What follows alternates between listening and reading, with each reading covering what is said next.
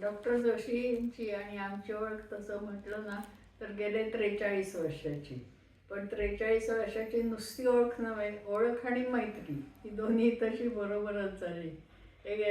एकदम एक दिवस काय झालं, हे ओ पी डी संपता संपता वरच निघाले होते संपल्यावर, आणि तेवढ्यात डॉक्टर जोशी त्यांना भेटायला म्हणून आले. मग हे डायरेक्ट वरच घेऊन आले. आंबेजोगाईचं म्हटल्यावर काय, कोणी पाहुणा खालच्या खाली जातच नसे, तो वरतीच येत असे. डॉक्टर असले नसले तरी सरळ तो वर यायचा. हे तर डॉक्टरांच्या बरोबरच आलेले. म्हणजे हे नंतर अनॅस्थेटिस्ट म्हणून तर ते अनेक वेळा, कधी रात्री बेरात्री बोलवा, कधी इमर्जन्सीला बोलवा, कधी कॉल ओव्हरलॅपिंग असले तरी इमर्जन्सीला ॲडजस्ट करून येणार. ही तर सगळी कामात झोपण्याची त्यांच्यापाशी वृत्ती होतीच. पण त्याच्या बरोबरीनं एखाद्यासाठी कुठलंही काम करायला तयार असणं, त्याच्यासाठी त्याच्याबरोबर जाणं, आणि काही जरी तो लागत असली तरी घेणं, ही वृत्ती त्यांच्या स्वभावात विलक्षण आहे. आणि त्याच्यामुळे ती इतके माणसं जोडून हे सगळ्यात महत्त्वाचं. आणि तिसरी एक गोष्ट, त्यांच्या स्वभावाचा आणखी एक पैलू म्हणजे त्यांना कधी असं एकट्या अनास्थेशातच राहावं, स्थिरवावं, तेच आणखीन वाढावं असं नाही वाटलं. कॉल येतच होते त्यांना, पण त्याच्या बरोबरीने आपण अजून काहीतरी करून पाहावं अशी ही नेहमी त्यांना जिज्ञासा असे. मग काही दिवस त्यांनी पाण्याचे पंप असतात की नाही, इलेक्ट्रिकल पंप म्हणजे मोटर्स, त्याचा धंदा करून पाहिला. मग काही दिवस करून ते कंटाळले. परत त्यांनी अजून एक नवीन पाऊल उचललं. त्यांनी शिशुविकास शाळा आहे त्यातले काही वर्ग एक्सटेंड करायचं होते, ते त्यांना बांधून दिले.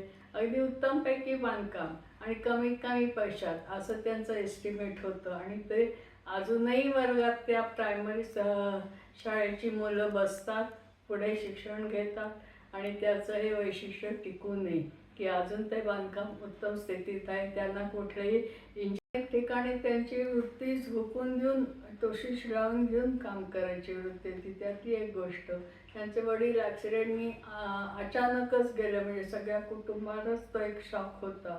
परत आम्ही आलो बीडहून, ते सगळं क्रियाकर्म करून वगैरे, तर हे जरा असे बरेच दिवस डिप्रेशनमध्ये राहिले.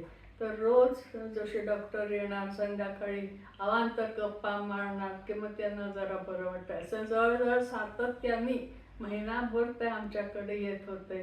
थोडं बसायचं, बोलायचं, चहा प्यायचा, अवांतर गप्पा मारायच्या. मग थोडं त्यांना नॉर्मलला मूड वाटला की मग ते जायचे. अशी कायमच त्यांनी आम्हाला मदत केली.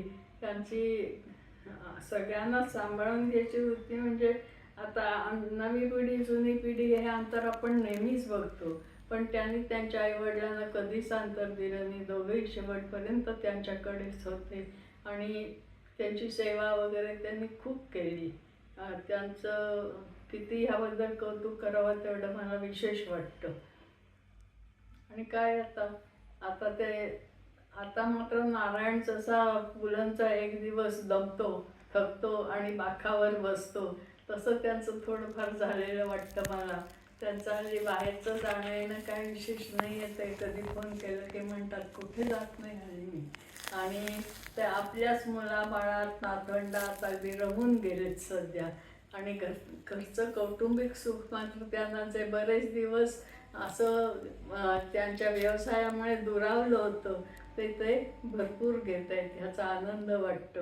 आणि आता ते लवकरच 75व्या वर्षी